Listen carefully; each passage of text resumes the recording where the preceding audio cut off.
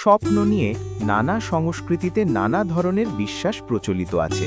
স্বপ্নে সাপ দেখাকে সাধারণত ভবিষ্যতে ঘটতে যাওয়া কোনো ঘটনার ইঙ্গিত হিসাবে ধরা হয়।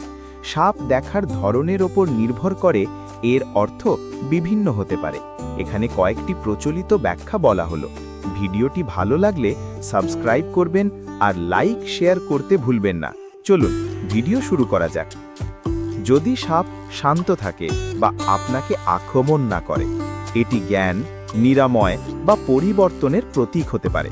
অনেকে একে ধন সম্পদ বা সমৃদ্ধির আগমনের ইঙ্গিত বলেও মনে করেন।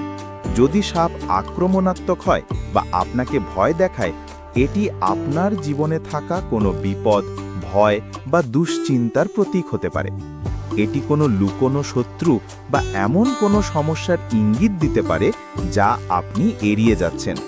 যদি আপনি সাপটিকে মেরে ফেলেন, এটি ইঙ্গিত করে যে আপনি আপনার জীবনের কোনো বড় সমস্যা বা বাধাকে সফলভাবে জয় করতে সক্ষম হবেন।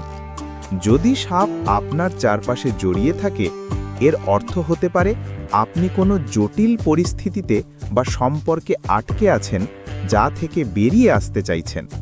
মনে রাখবেন, এইগুলি সবই লোকবিশ্বাস এবং প্রতীকী ব্যাখ্যা। এর কোনো বৈজ্ঞানিক ভিত্তি নেই। আপনার দেখা স্বপ্নটির নির্দিষ্ট বিবরণ জানতে পারলে হয়তো আরও সুনির্দিষ্টভাবে কিছু বলা যেতে পারত। আপনার কি মনে আছে আপনি স্বপ্নে সাপটিকে ঠিক কী অবস্থায় দেখেছিলেন?